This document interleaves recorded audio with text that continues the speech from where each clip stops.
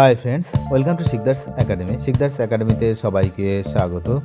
প্রাথমিক শিক্ষক নিয়োগের জেলাভিত্তিক প্যানেল প্রকাশ, কাট অফ এবং বিস্তারিত কার কার নাম রয়েছে সবই এই ভিডিওতে আমরা দেখব। কোন জেলার কথা বলা হচ্ছে না, পশ্চিমবঙ্গ প্রাথমিক শিক্ষা পর্ষদ চাকরি প্রার্থীদের যে অবসান সেটা ঘটিয়ে এখানে আপনারা দেখতেই পাচ্ছেন দক্ষিণ 24 পরগনা জেলার জন্য এই যে সাউথ 24 পরগনাস বাংলা মিডিয়াম এর জন্য কিন্তু শিক্ষক নিয়োগের যে প্যানেল সেটা প্রকাশ করেছে।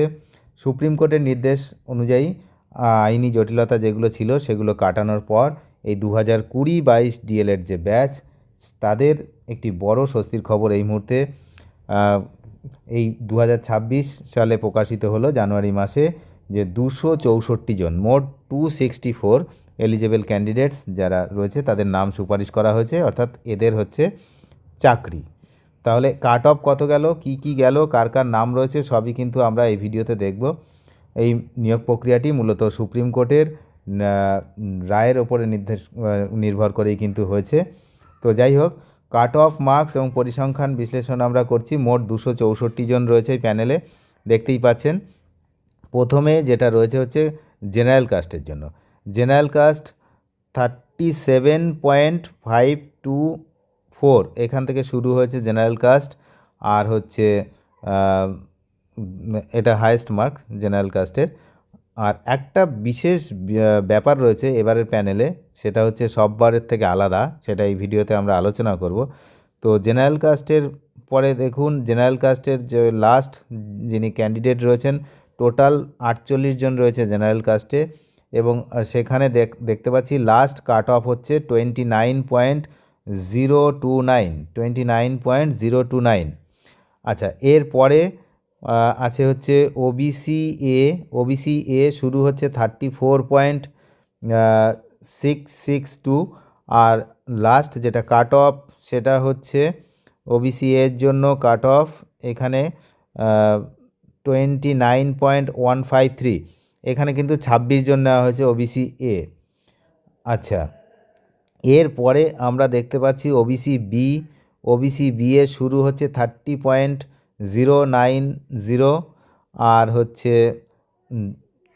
এখানেও কিন্তু নেওয়া হয়েছে ওবিসি বিতে অনেক 60 জন নেওয়া হয়েছে ওবিসি বিতে। তো ওবিসি বি 60 জন ক্যান্ডিডেট রয়েছেন, তার লাস্ট ক্যান্ডিডেট 27.452। আচ্ছা, এরপরে এসসি আছে। এসসিদের হচ্ছে এসসিদের শুরু হচ্ছে 35.403, আর এসসিদের টোটাল নেওয়া হয়েছে 128 জন, সবচেয়ে বেশি এসসি ক্যান্ডিডেট 128 জন এসসি ক্যান্ডিডেটকে নেওয়া হয়েছে। এই যে পিডিএফটা কিন্তু টেলিগ্রাম চ্যানেলে পেয়ে যাবেন, ডেসক্রিপশন বক্সে তার লিঙ্ক থাকবে। তো যাই হোক, 128 জন হচ্ছে এসসি লাস্ট 24.625। এরপরে এসটি মাত্র দুজনের হচ্ছে এটা 28.979 আর 28.022।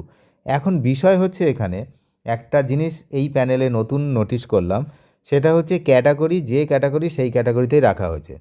কোনো সংরক্ষিত ক্যাটাগরি জেনারেল যে ক্যাটাগরি সেখানে ঢোকানো হয়নি। এটাই হচ্ছে গুরুত্বপূর্ণ বিষয়।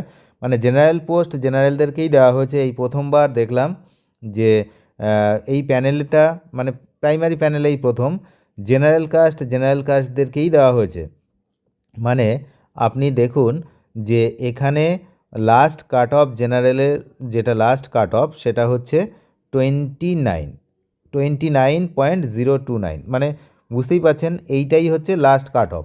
তাহলে অন্য ক্যাটাগরিরা এখানে ঢুকতে পারবে, যদি এর থেকে বেশি হয় তাহলে এখানে ঢুকে যাওয়ার কথা, সেটা হয়নি। দেখুন ওবিসি শুরু হয়েছে 34 থেকে। আচ্ছা, তারপরে এসসি সেটাও ওবিসি বি শুরু হয়েছে 36 থেকে, যেগুলো সবই বেশি নাম্বার। আর এখানে এসসি শুরু হয়েছে দেখুন 35 থেকে। তাহলে কেউ কিন্তু কারোর জায়গা নেয়নি এই প্রথম প্যানেল, যেখানে এসসিরা তাদের জায়গায়, আর ওবিসি বি যাদের ক্যাটাগরি আলাদা আলাদা। কিন্তু যেটা দেখলাম যে এসসিদের সংখ্যাটা অনেক বেশি, সেটা অন্যদের তুলনায় অনেক বেশি। অন্য অন্য ক্যাটাগরির তুলনায়, যেখানে 128 জন এসসি ক্যান্ডিডেটকে নেওয়া হয়েছে।